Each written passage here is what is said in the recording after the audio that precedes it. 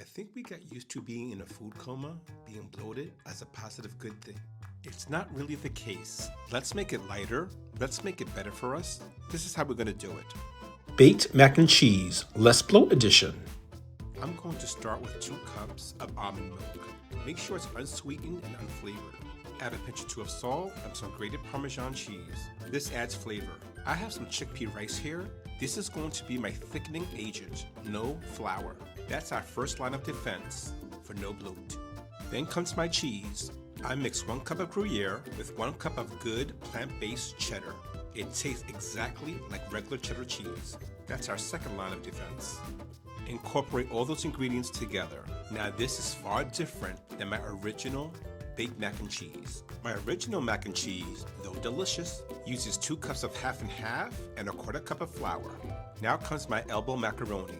But this elbow macaroni is made out of chickpeas. This is 1 full 16-ounce box. Again, no flour here. It looks decadent, creamy, and cheesy.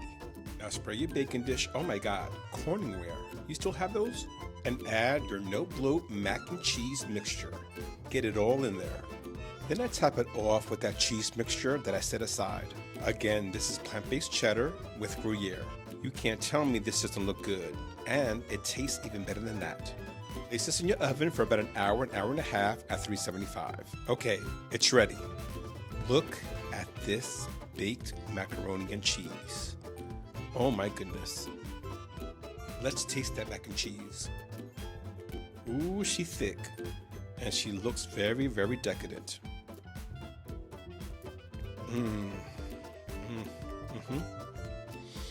It's creamy.